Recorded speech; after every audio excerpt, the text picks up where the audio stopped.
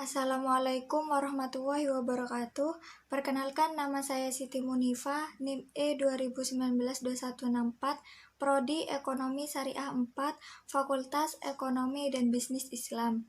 Saya di sini ingin menanggapi materi tentang kebijakan fiskal dalam perspektif ekonomi Islam. Materi yang telah dijelaskan oleh Bapak dosen Dr. Abdul Wadud Nafis LC.MEI selaku dosen mata kuliah Ekonomi Makro Islam. Yaitu di sini saya ingin menjelaskan terlebih dahulu tentang kebijakan fiskal.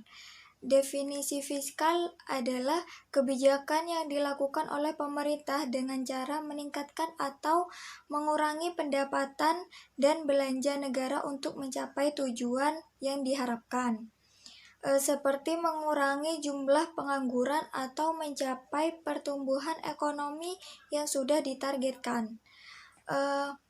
Instrumen utama kebijakan fiskal adalah pengeluaran dan pajak. Perubahan tingkat dan komposisi pajak serta pengeluaran pemerintah dapat memengaruhi variabel-variabel sebagai berikut. Yang pertama, permintaan agregat dan tingkat aktivitas ekonomi. Yang kedua, pola persebaran sumber daya. Yang ketiga, distribusi pendapatan. Di sini juga tujuan kebijakan fiskal di sini yaitu 1. Pertumbuhan ekonomi, yaitu supaya ekonomi berkembang dengan bagus. Yang kedua, mencegah pengangguran. Yang ketiga, stabilitas harga. Yang keempat, mendorong laju investasi. Dan yang kelima, untuk mewujudkan keadilan sosial.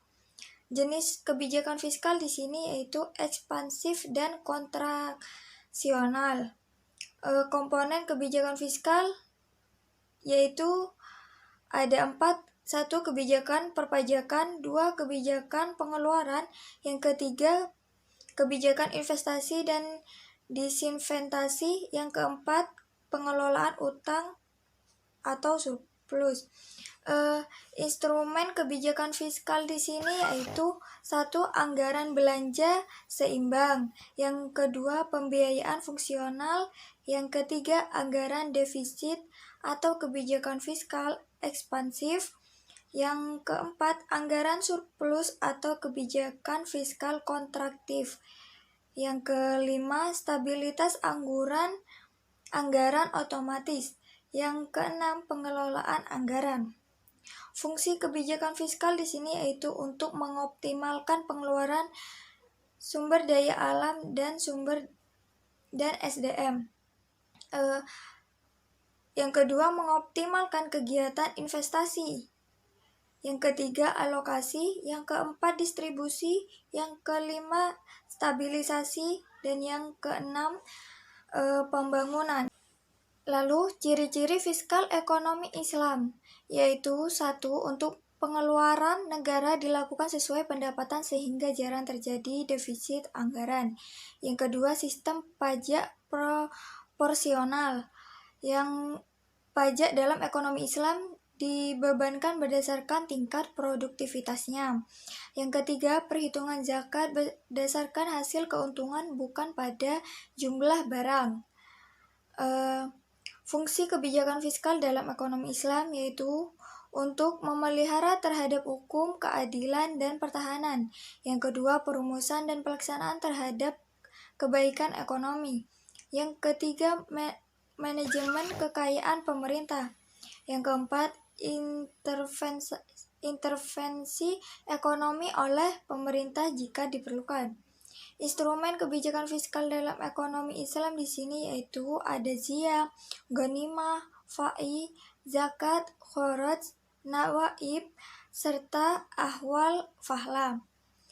Tujuan dari kebijakan fiskal di sini dalam Islam di sini untuk menciptakan stabilitas ekonomi, tingkat pertumbuhan ekonomi yang tinggi dan pemerataan pendapatan, ditambah dengan tujuan lain yang terkandung dalam aturan Islam, yaitu Islam menetapkan pada tempat yang tinggi akan terwujudnya persamaan dan demokrasi yang tinggi. Ekonomi Islam akan dikelola untuk membantu dan mendukung ekonomi masyarakat yang terbelakang dan untuk memajukan dan menyebarkan ajaran Islam. Sekian dari penjelasan dari saya, kurang lebihnya mohon maaf. Wassalamualaikum warahmatullahi wabarakatuh.